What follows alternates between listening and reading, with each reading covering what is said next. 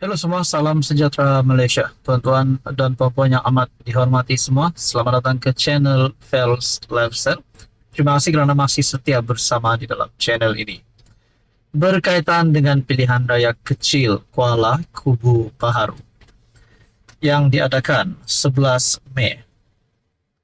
Sudah pasti yang menjadi tumpuan adalah calon daripada Pakatan Harapan ataupun calon DAP daripada Kerajaan Perpaduan dan juga calon daripada Perikatan Nasional iaitu Bersatu. Ada yang kata DAP akan mengekalkan kemenangan di Dun Kuala Kubu Baharu. Ada yang kata Kerajaan Perpaduan pasti akan menang. Nah, ini semua doa-doa daripada penyokong-penyokong Pakatan Harapan, penyokong DAP. Begitu juga calon daripada Bersatu ataupun Perikatan Nasional. Juga ada yang kata calon itu akan menang. Nah, saudara-saudara, berkaitan dengan pilihan raya kecil Kuala Kubu Baharu, ini satu keputusan Fahmi, iaitu juru cakap kerajaan yang juga Menteri Komunikasi. Menurut Fahmi Fadzil, Perikatan Nasional main sentimen kaum ibarat senjata makan tuan. PN terpaksa bermain dengan isu kaum dan agama, termasuk berkaitan sekolah vernacular pada PRK Kuala Kubu Baharu, kerana pemimpin parti itu sudah ketandusan idea, kata Ketua Penerangan PKR Fahmi Fadzil. Justeru Fahmi yang juga Menteri Komunikasi meminta jentera PN bagi pilihan raya kecil Kuala Kubu Baharu itu supaya menghentikan bermain dengan sentimen perkauman, kerana ia ibarat senjata makan tuan. Berapa ramai pimpinan PAS hantar anak mereka ke sekolah Cina? Malah saya difahamkan cucu Hadi Awang, Presiden PAS Tan Sri Abdul Hadi Awang, dihantar ke sekolah Cina, katanya kepada media selepas merasmikan pejabat PH Putrajaya di Prezin 11 semalam. Fahmi berkata, Malaysia adalah sebuah negara yang rakyatnya mengamalkan sikap kesederhanaan dan parti politik yang memainkan isu perkauman, termasuk sekolah vernacular, adalah tidak matang. Menurut Fahmi, ketika ini dalam situasi panic mode kerana walaupun sudah masuk hari kelima kempen pilihan raya kecil Kuala Kubu Baharu, pemimpin utama PAS didakwa masih memboikot PN. Kita ingatkan, di boikot itu Starbucks, KFC. Rupanya calon PN pun kena boikot, katanya. Nah, pendedahan daripada Fahmi Fadzil ketika ini dalam situasi panic mode, kerana walaupun sudah masuk hari kelima kempen, pemimpin utama PAS didakwa masih memboikot PN. Rupanya calon PN pun kena boikot menurut Fahmi Fadzil. Sebelum ini, Ketua Penerangan PAS Ahmad Fadli Syari mempolitikkan latar belakang pendidikan calon PH yang mewakili Kerajaan Perpaduan, yaitu Pang Sok Tau. Sementara itu, Fahmi berkata, PM Datuk Seri Anwar Ibrahim boleh turun kempen pada PRK KKB pada bila-bila masa.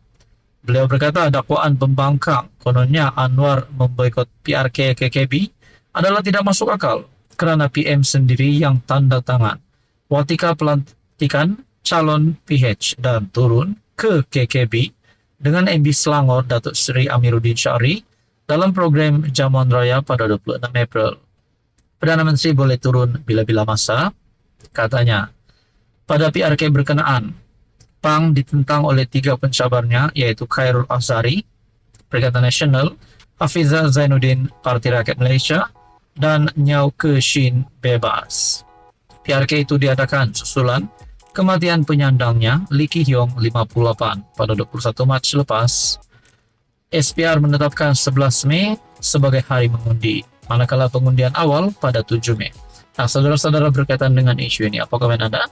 Sekian saja, teruskan bersama di dalam channel ini.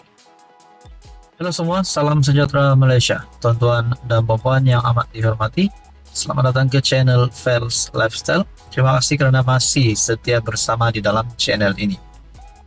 Saudara-saudara, tuan-tuan dan puan, baru-baru ini kita dikejutkan dengan isu tahanan rumah untuk Najib Razak. Kita dikejutkan juga dengan kenyataan peguam rumah Najib boleh jadi penjara. Bahkan baru-baru ini juga Badan Peguam Malaysia di dalam artikel menyatakan bahwa ingin mengetepikan pengampunan yang diterima oleh Najib Razak. Nah, saudara-saudara, berkaitan dengan ini, saya menyadari sesuatu perkara di mana siapapun pihak yang bersalah perlu dikenakan tindakan undang-undang. Nah, kita bercakap tentang isu lain pula yang sama, yaitu berkaitan dengan penjara 12 tahun dikekalkan. Tapi bukan untuk Najib Razak. Seperti yang kita tahu, pengampunan Najib Razak 12 tahun penjara kepada 6 tahun dan denda RM 210 juta kepada RM 50 juta. Tapi yang kali ini pula, penjara 12 tahun kekal adalah untuk Siti Bainun. Di dalam artikel daripada Malaysia Kini, aniaya bela, Mahkamah tolak rayuan Siti Bainun, penjara 12 tahun kekal. Mahkamah Tinggi hari ini bertarikh 2 Mei mengekalkan sabitan dan hukuman penjara 12 tahun terhadap pengasas rumah bonda Siti Bainun Razali kerana mengabai serta menganiaya seorang remaja perempuan sindrom Down dikenali sebagai Bella. Hakim Datuk Norin Badarudin membuat keputusan itu selepas menolak rayuan Siti Bainun 32 untuk mengetepikan sabitan dan hukuman yang diputuskan oleh Mahkamah Session di KL pada Mei 2023. Mahkamah mendapati tiada sebab untuk mahkamah ini mengusik dapatan Hakim Mahkamah Session. Oleh itu, sabitan dan hukuman perayu Siti Bainun adalah selamat dan dikekalkan. Rayuan perayu ditolak, kata Hakim. Pada 3 Mei 2023, Hakim Mahkamah Session Izralizam Sanusi menjatuhkan hukuman penjara 12 tahun terhadap Siti Bainun selepas mendapati dia bersalah atas 2 pertuduhan, mengabai dan menganiaya Bella 13 dan memerintahkannya menjalani hukuman penjara itu serta-merta selepas menolak permohonannya untuk menangguhkan hukuman. Wanita itu kemudian dihantar ke penjara Kajang untuk menjalani hukuman penjara. Nah, saudara-saudara yang dirahmati, apa komen Anda berkaitan dengan isu ini? Sekian saja, teruskan bersama di dalam channel ini untuk info yang seterusnya.